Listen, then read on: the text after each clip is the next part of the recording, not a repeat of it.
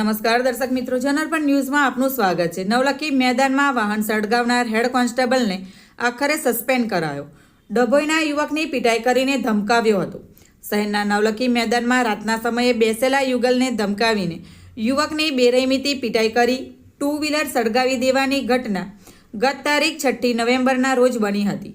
આ ઘટનાને અંજામ આપનાર રાવપુરા પોલીસ સ્ટેશનના હેડ કોન્સ્ટેબલ તેમજ તેમના ભાણેજ અને મિત્રની ધરપકડ કરવામાં આવી હતી। બનાવ સંબંધિત ખાતાકીય તપાસના અંતે હેડ કોન્સ્ટેબલને ફરજ ઉપરથી સસ્પેન્ડ કરવામાં આવ્યા। ડભોઈ તાલુકાના કુંઢેલા પાસેના મહમદપુરા ગામમાં રહેતો સરફરાજ ગફુર ગરાસિયા ઉંમર વર્ષ 22 નવાપુરા વિસ્તારની એક ટ્રાવેલ્સ કંપનીમાં નોકરી કરે છે।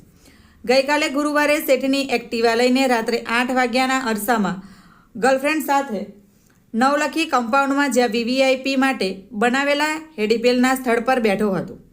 રાત્રે 8:45 એક મોટરસાઇકલ ઉપર સાદા ગણવેશમાં 3 શખ્સો આવ્યા હતા।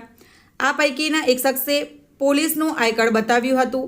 બાઇક ઉપર પોલીસવાળાની જેમ આડો ડંડો લટકાવેલો હતો।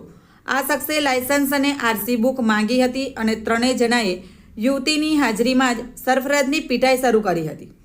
ટુ વ્હીલર સળગાવી મૂક્યું હતું।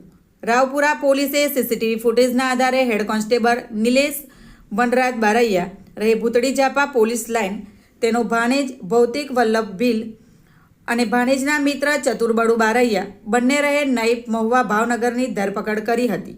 ખાતાકીય તપાસના અંતે હેડ કોન્સ્ટેબલ નિલેશ બારૈયાને સસ્પેન્ડ કરવામાં આવ્યા છે। બ્યુરો રિપોર્ટ, જનરપણ ન્યૂઝ।